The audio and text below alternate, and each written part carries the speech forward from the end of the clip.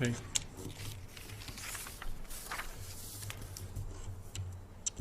You guys good? Hey. Chris, I'm looking at you. There's no one else to look at. Okay, thanks. Good morning, or pardon me, good afternoon, everyone. Just finished the weekly cabinet meeting. I wanted to provide an update for the gallery and for British Columbians. Firstly, I want to acknowledge that we're here on the territory of the Lekwungen-speaking people, the Esquimalt and Songhees First Nation. And I want to thank the vast majority of British Columbians who, over this past long weekend, managed to find some time to be with their families, managed to do so in a way that kept themselves away from their neighbors, kept themselves away from other British Columbians. It was a wonderful weekend, and we have more weekends ahead of us. But it was a celebration, it seems to me, of what we've been able to accomplish as a community. And Dr. Henry and Minister Dix will be providing an update on our modeling here in British Columbia later in the week, and I'm hopeful that when British Columbians see the progress that we have made collectively on flattening the curve, again, we have a few days to go, and Dr. Henry is overseeing that project. I believe that people have cause for genuine celebration and a pat on the back collectively and virtually, I should say, for the work that we've done together to flatten the curve. But we still have more work to do, and therefore the Cabinet today reaffirmed the state of emergency, extending it for another 2 weeks, ensuring that all British Columbians stay the course. We all focus on the task at hand, and that is protecting ourselves, protecting our families, protecting our communities from this scourge of a virus and the pandemic that is seizing the entire world. And it's always useful to remind ourselves that it's not just British Columbia, it's not just Canada, it's not just North America that is gripped by this. It is a global challenge. And therefore, when we look at all of the issues that are before us, we need to do that locally. We need to look at it provincially, and then we need to look across the country and then around the world as we come out from underneath this. I want to acknowledge the good work of public employees here in British Columbia, working with federal officials at our border crossings since we implemented our plan to ensure that every British Columbian returning to BC had a self-isolation plan. 4,700 travelers have come back. They've filled out the appropriate forms, and only 84 of those 4,700 are in quarantine being supervised by the federal government. Our border plan is working. I'm grateful for the help we've had across the way from local communities, from the Public Health Office, of course, and also the federal government. But the challenges remain, and we need to focus over the next couple of weeks on maintaining the course, ensuring that we're doing everything we can to stay distant from each other, to continue to wash our hands as much as we possibly can, try and not touch your face. Those who are essential to our economy continuing to move, particularly those frontline healthcare workers, again, our thanks. Every night at 7 o'clock, my spouse and I and my neighbors are out banging pots to make some noise for you, and thank you for that that important work that you're doing. We had the local firefighter with his siren going last night, and I hope that it's going to be a regular occurrence. And if you can hear us in Langford, you can hear us in Lanceville, you can hear us right across British Columbia. So with that, I'll happily answer any questions that you may have. A reminder to reporters on the line, please press *1 to get in the queue and unmute your phones. You won't be audible until we call your name. The first question is from Lisa Yuzda. Right off the top, lucky me. Premier, looking at how restrictions, distancing measures, limiting access across the province has worked here, and that we're seeing other places across Canada follow suit, do you rue not taking more stringent steps sooner, and wondering why that didn't happen, because clearly they're working and other people are following? And also, why did we not procure more materials, raw materials, for doing the testing sooner? Well, we were leaders in Canada. We identified the challenge here back in January. Other jurisdictions were slower to follow suit. We did procure as much as we possibly could at that time, but we are not the only people in the marketplace. And as you know, with any supply-demand situations, if you're on the wrong side of that request, you may be in a queue before you get the equipment that you need.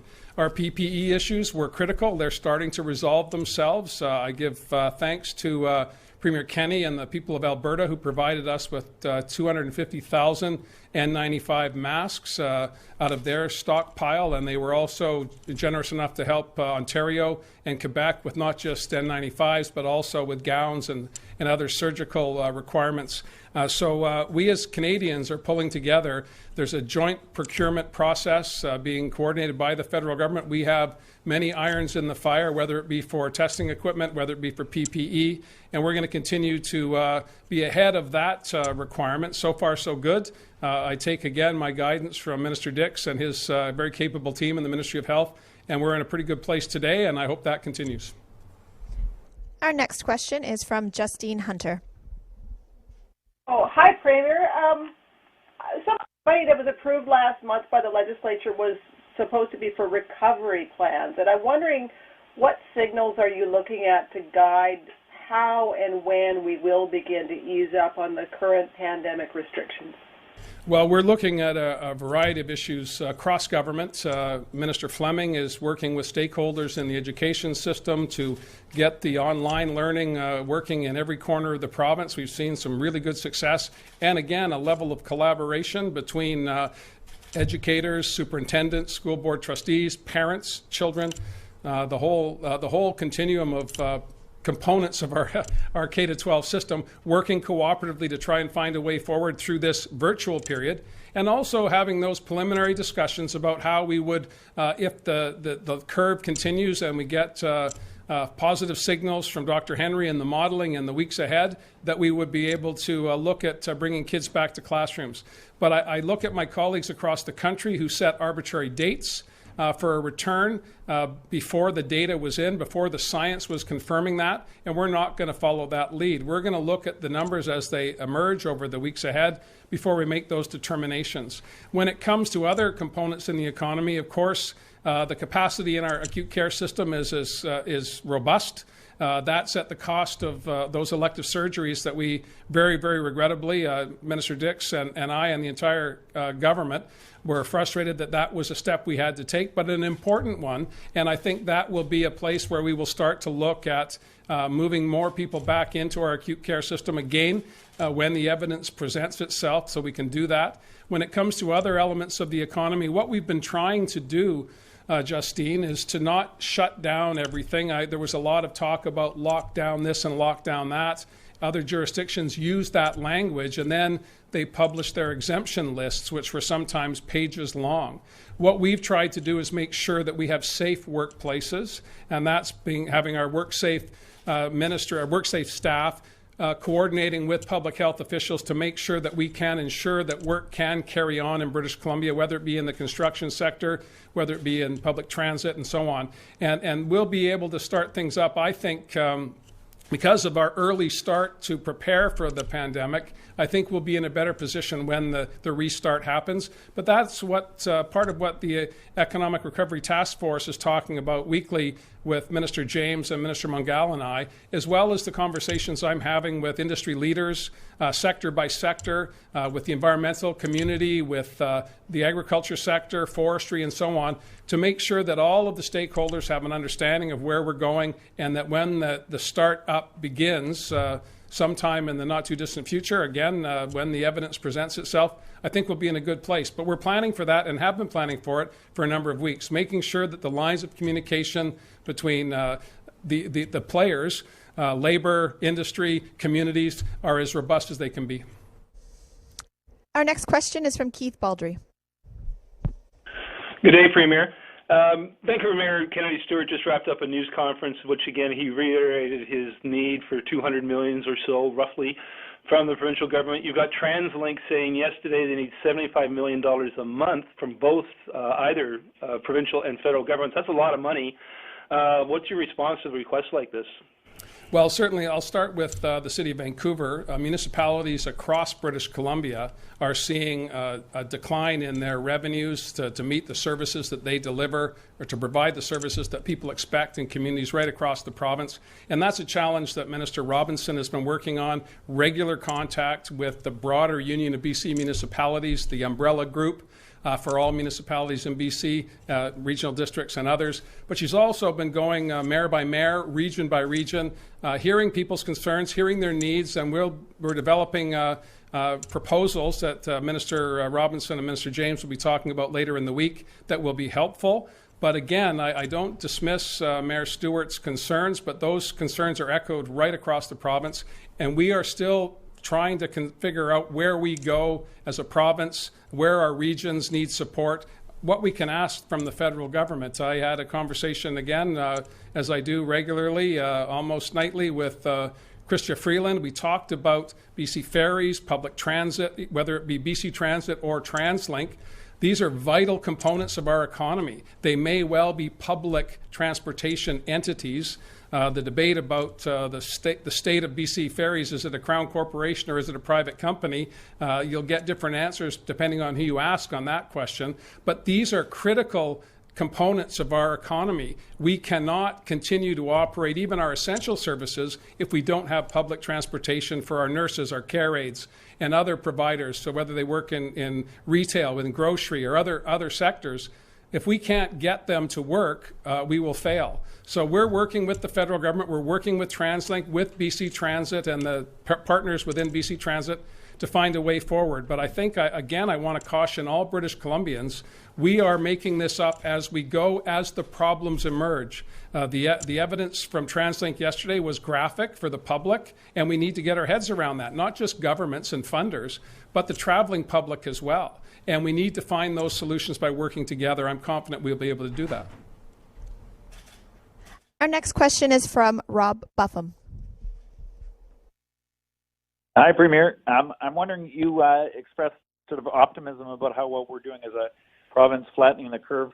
And I know in terms of restrictions, it sounds like you're not able to weigh in specifically about dates, but in areas where there have been fewer numbers of new cases, like, for example, Vancouver Island, has there been any ongoing consideration of reducing restrictions or easing restrictions in those geographic spots? Well, that's a very good question, Rob, and we are looking not just at the province as a whole, but the health authorities, whether it be Northern Health, Interior Health, the Island, or Fraser and Coastal Health, because the circumstances within each region are different. Similarly, when you look across the country and you look across North America, circumstances are different, and some of it has to do with weather. I lived for a time in Eastern Canada, and I appreciate how people in winter months are anxious to get south. The spring break was earlier in Ontario and Quebec, which meant more people were traveling, which meant more community transmission was the result. And so we've seen some serious numbers there, particularly in Quebec, that we're not seeing in British Columbia. And that is directly attributable to having a provincial plan at the beginning put in place by Dr. Henry and her team. We followed that meticulously, and we're seeing the benefits of that program. But we're not finished yet, and Dr. Henry will be presenting more data today and detailed modeling on Friday. But the evidence is positive to this point, as you say. Slow growth on Vancouver Island, slow growth in the north, but Interior Health, Coastal Health, and Fraser Health still see an unsettling number of new cases and hospitalizations. We need to manage that, and that's the objectives that Bonnie put forward for us to follow. And it's a credit to all British Columbians who, the vast majority, overwhelming majority, polling numbers. I know media will have access to polling data. Companies are putting it out all the time. The level of support for the initiatives that we're doing here in British Columbia and in other provinces is off the charts. It's just unheard of in our society. We like to disagree as Canadians. We do it pleasantly, we do it politely, but at the end of the day, we've seen almost universal support for these initiatives, and that's the strength of our success, is the strength of people's resilience here to stick with the course, and that's what we intend to do. We may amend as regions dictate, but at this point it's a provincial-wide approach, and that's at the direction of Dr. Henry and the science behind these initiatives. Next we have Binder Sajan. Hi, Premier. I've heard you say several times that the province has the backs of British Columbians who are in need. I spoke with a small business owner who was just starting up his business last week who doesn't qualify for CERB because, in part, his income the previous year wasn't high enough for him to qualify. So then he doesn't qualify for the provincial program either. I'm also speaking to people who are seasonal workers who say that they don't qualify for rental support because they're a few $1,000s over the top end of that. Just wondering, I know you've alluded to more help is on the way. When can we expect to hear more about financial supports available to people? And is there a mechanism for people to follow up with the province or someone to see if they can get some help? Well, firstly, I want to just say that BC is the only province that put in place a program for renters. I think that's appropriate. I encourage other jurisdictions, and I've done so in our regular conference calls with premiers. It's critically important that people have secure housing at a time when we need to stay close to a home. For the hard-to-house and marginal groups, we've seen initiatives like here in Victoria, Mayor Helps and her council looking at innovative ways to try and find housing or appropriate spacing for those who can't find a roof and are living in a tent or outdoors. I've tasked Minister Shane Simpson to focus not just on the downtown east side, but particularly on those areas where there are vulnerable populations. He's working across government with Minister Darcy on mental health and addictions, with Children and Family Development, with Melanie Mark, who represents the area, the Minister of Advanced Education, all trying to pull together to find those people who are falling between the cracks, whether it be marginal populations or individuals like you suggest in your question. And before we could address those who were falling through the cracks, we needed to find out who they were and how many there are. And now that the federal government is adding seasonal workers to their inventory, again, just announced this morning, keeping pace with the federal announcements is a major challenge for our finance people as they bring forward, as the federal government brings forward programs. We're looking at how we can complement those and try and capture those individuals that are falling through the cracks. A small business operator, someone who's just looking this spring at a new adventure, a new challenge in their lives, their professional lives. Starting a business is always exciting and always very challenging. In these circumstances, of course, it's devastating. You put a lot of effort and energy into starting up and you don't get to open your doors. So we have to look at those individuals on a case-by-case basis. I encourage people to contact their local member of the legislature, contact their members of parliament. We have people working all the time. The legislature doesn't need to be sitting. The House of Commons does not need to be in session for elected representatives to be there to listen to concerns in their communities and then feed that into the processes either at the federal level or at the provincial level. And similarly, I know mayors and councillors across the province are also the front line when it comes to delivering services. If people feel that they're not getting what they need at any of these orders of government, they should just shop it around. And I don't mean that in a look for the best answer. If you're not getting the answer you need at the federal level, certainly approach your MLA, certainly approach your council or your mayor or your regional district. The only way we can build the programs is if we hear about it, and the best way to do that is through the vast number of elected representatives we have here in BC. Our next question is from Tanya Fletcher. Hi, Premier. Just going back to talking about, the optics, and you mentioned how BC intentionally didn't use the lockdown language and looking at other provinces. But looking at it through the lens of this morning, Dr. Henry confirmed that around 1% of the BC population has become infected with COVID. So given that it's 1% of the population, can you tell British Columbians that the closures, the layoffs, the economic hardship has been worth it? Well, I believe it has. And when you see the modeling on Friday and look at the modeling that was done a few weeks back, you'll see that were it not for these measures, the outcomes would have been far different. Were it not for the collective effort of British Columbians, we would have seen a different outcome. And that's obviously transparent when you look to the south of us in the United States, where there are extraordinary numbers of deaths, numbers of infected, and still no real understanding of where the virus is going south of us in the United States. We adopted early.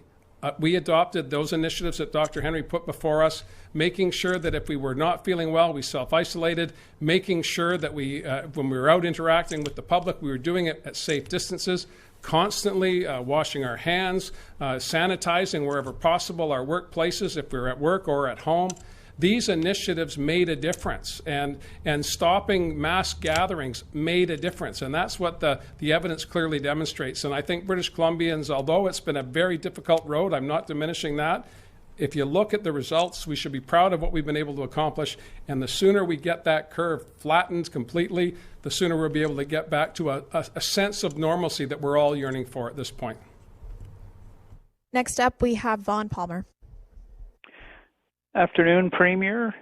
The meetings with your economic recovery task force, do you have any sense at this point how deep the recession is going to go? And do you have any sense of the hurdles that have to be cleared before we can start to come out of it? Well, thank you, Vaughn. We've looked, and not just at the members of the task force, but we look at private sector forecasters who are rebooting their analysis of what the Canadian economy is going to do, what's going to happen here in British Columbia. You have access to those public documents. I have access to finance, running those numbers, putting up against the models that we have here in British Columbia. And we don't know yet when we're going to be starting to come out of this, not just in British Columbia, but indeed across the country. And example would be our forestry sector. Markets are now contracting at a rate that is unprecedented. Access to our neighbors, compromised by the softwood lumber agreement, but also by just a general slowdown in housing activity there. So we're going to have a buildup of inventory that will be hopefully flying off the shelves in the not too distant future. But that startup on the forestry side is really dependent on markets. The challenges we saw prior to the pandemic arriving on our shores was a market-driven challenge. That market challenge remains, but it's been complicated by a complete shutdown of a lot of activity south of the border and also with our other trading partners. So this is, again, not just about kickstarting British Columbia. We need to see positive outcomes with our markets around the world.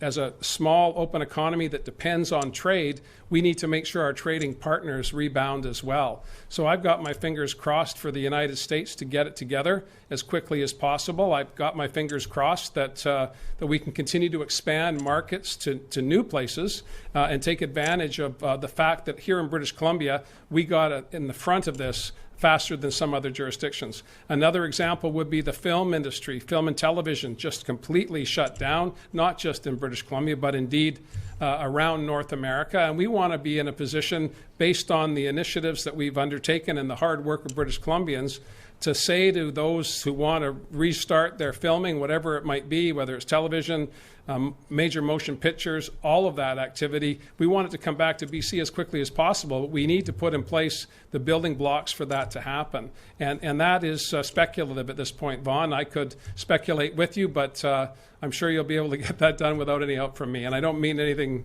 by that, but it is speculative at this point. I've talked to Minister Freeland, I've talked to the Prime Minister, I've talked to premiers across the country. We're all focused on this, but we all come at it from a different perspective depending on where our strength was prior to the pandemic. And I think BC was in a better position than some of our other provinces across the country because of our fiscal situation.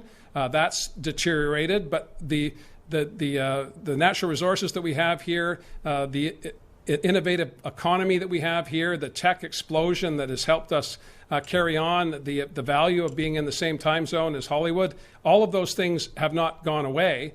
All we've done is slow down the economy so that we can flatten the curve. And when we start up again, those competitive advantages will remain. Our next question is from Eric Zimmer. Hi, Premier. With people staying home much more now and their hydro bills have significantly increased, and with cars parked most of the time, they're paying for car insurance somewhat unnecessarily. While there's relief from BC Hydro for people who are laid off, is there anything coming from the government for people who are still working from home or otherwise and seeing their monthly expenses change significantly as well? Well, certainly those who are still working are seeing changes in their expenses. I saw on the way into the legislature today, gasoline is 97 cents here on the South Island. I know it's higher in some places, lower in others. That is a significant reduction in costs for those who are traveling to work. The insurance question is one that we've been grappling with since we were sworn in as a government. The extraordinary moment we're in does not change the fact that ICBC was fundamentally broken when we arrived, and we've been trying to fix it ever since. We have a longer-term solution for ICBC. Minister Eby's been working on that, not just prior to the pandemic, but throughout it. We'll have some announcements tomorrow on some savings, modest savings, but appropriate ones in this environment from ICBC, and I'll leave that to Minister Eby to talk about, and he'll have more to say on the broader questions as well. Our next question is Eric Chung. My question has been asked. Okay. We'll go then to Lindsay Newman. Hi, Premier. So tomorrow you guys are hosting this Showcase BC concert, and normally, like, a lot of these concerts and stuff feature stuff in like Vancouver, Victoria, but you're featuring stuff in the musicians from the north. Why choose to do stuff in the north, and what are you most looking forward to about the Showcase BC? Well, thanks for the question, and this is an initiative that was brought to government by MLA Bob Deeth, who is a musician himself, MLA for Maple Ridge Mission. His neighbor, Lisa Bear, is the minister responsible for tourism, arts, and culture. So I set both of them the task of trying to find ways, as we saw venues shutting down, performers not having an opportunity to perform and to generate some revenue, to keep them going. I know I have a son who's a fledgling musician as well as a teacher, and he is always looking for gigs, and musicians are always looking for gigs. So we felt that if we could find a virtual opportunity to get people making music, to get out there, to be known, to be heard by broader audiences, that would be a benefit to everyone. I'm looking forward to the initiative getting going and then duplicating it from this point on. I don't want to pick a favorite. I learned that as a parent. That's always a bad idea. I learned that as a member of the legislature and a leader when Dirk Meisner once asked me who my top 5 were, and I regret that question for now, 5 years. So I'm not going to say what's going to be the best. It's going to be great. I hope all British Columbians tune in. Our next question is Shannon Waters. Hello, Premier. I'm wondering about, we just had this long weekend where, most British Columbians did what they were supposed to do and stay home, but there are some small communities that said they've seen a lot of visitors who probably shouldn't have been there this weekend, and that situation is probably going to get more tempting as we continue to see sunshine and the temperatures warm up. Now, Ontario has taken the step of banning vacation rentals, or is moving towards doing that to make it less appealing, or at least less easy for people to take trips to smaller communities during this pandemic. I've contacted the Ministry of Municipal Affairs and Housing. They say that's not a step that's being considered for BC at this point in time. Do you see that potentially changing down the road? And what kind of guidance is the province giving smaller communities for dealing with these situations? Thank you for the question. I saw over the weekend someone in Toronto getting a ticket for sitting on a bench with their dog, and I just think that's a step too far. Dr. Henry's been very clear. Get outside, enjoy the sunny weather, do it close to your home, do it with your family, and if you are interacting with other people, do it at a safe distance and in smaller groups, no less than, she's been pretty clear on her direction, and I think that's appropriate. The vast majority of British Columbians support the initiatives that have been put forward, and they're acting within them.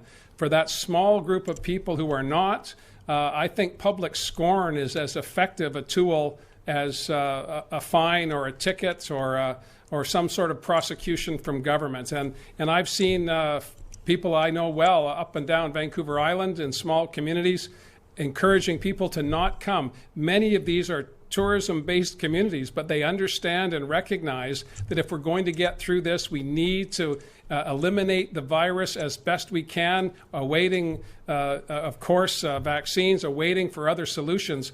But you don't do that by traveling around British Columbia, potentially carrying the virus with you. working with Premier Kenney in Alberta, Minister of Health there, and Minister Dix have been working directly talking to the people in both provinces, saying stay in your communities. On those border communities, stay home. It is not appropriate to load up the Winnebago and put the mountain bikes on top and head to cottage country. It's just not appropriate at this time. If we need to take stronger action than the scorn of your peers, we'll do so. But I believe at this point, and I look at the data from the weekend, and the example, of course, is BC Ferries, 92% reduction in travel over the long weekend. That's a signal that people get it. That's a signal that people understand it. But despite that extraordinary number, the 8% that were traveling were not all essential travelers. And they heard it in spades when they came into communities with their recreational vehicles or with their holiday gear looking for a break. All of us are looking for a break. All of us are in this together. And if we need to have stronger measures, we will. As I said, we extended the Emergency Act today. Minister Farnworth will develop those with other public safety deliverers across the province, whether it be the RCMP or municipal forces or conservation officers if they've been tasked with any of this work. But at this point, I believe that Dr. Henry's advice is the appropriate advice.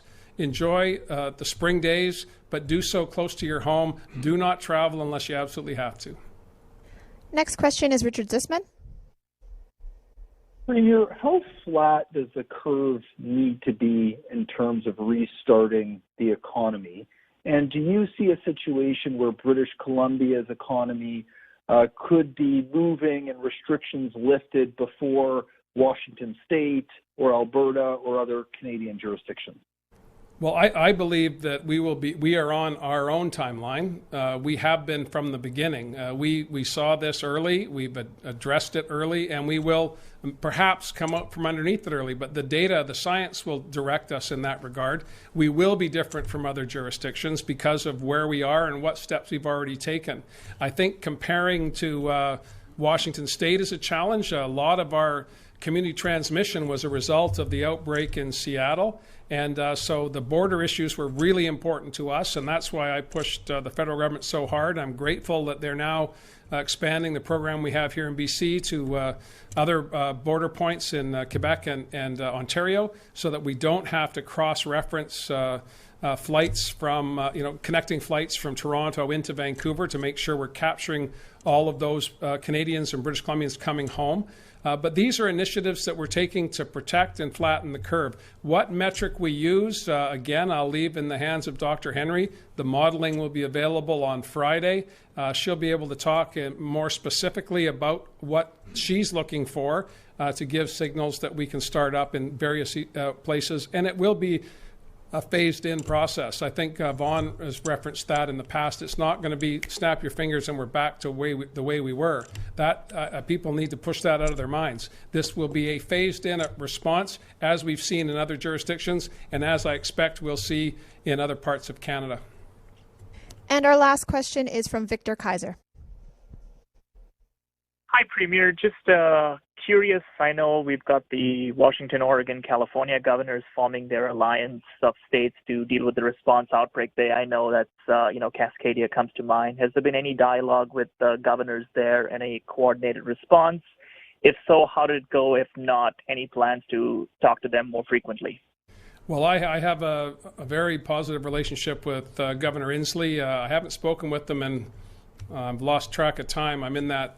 My spouse is calling it that week between Christmas and New Year when you never really know what day it is. And I know we're in mid-April, and I haven't talked to Governor Inslee for some time, but I know that we were of the same mind on how we needed to approach this, particularly on the border issues and the connections between the Cascadia corridor, as it's known, between British Columbia, Washington, Oregon, and of course Northern California, as well as into the south when you look at Hollywood North and all of the film production that takes place here in BC. those connections are long-standing and they will endure. Have they been strengthened or weakened by the current situation? I think we've all become a little bit insular. I mean, again, as I say, I regularly talk to Governor Inslee, but I've been leaving him alone and he, me, as we grapple with these challenges internally within our own borders. And I think that's appropriate. I think that all of us, as I said, across Canada and across North America and indeed around the world, are addressing this in different ways. The principles are the same, as Dr. Henry's laid them out for everyone to understand. The principles are the same, but where we are in the development of the virus, where we are in responding to it, is different from place to place. You look at California and their response and juxtapose that or put it beside New York, similar sizes, of course, California much larger, but their outcomes have been drastically different, and I think that speaks to again early detection in Washington State, catastrophic at the beginning because their first exposure was an outbreak in a care home, so you saw significant deaths at the front end. But Governor Inslee and his public health officials got on it right away, again, working not just with British Columbia, but other neighbors. And we're seeing positive results there to the point that Governor Inslee has dismantled a mobile facility and sent it to another jurisdiction where they can use it. So I'm confident that the relationships that we have will endure this. I don't know if it brought us any closer together. Quite the contrary. I think all of us were looking inward. And when the moment comes when we can reestablish those relationships, I'm very much looking forward to seeing Governor Inslee, Governor Brown in Oregon. I've not yet met Governor Newsom, but I look forward to that as well. Thank you, everyone. That's all the time we have today. Thanks, everybody.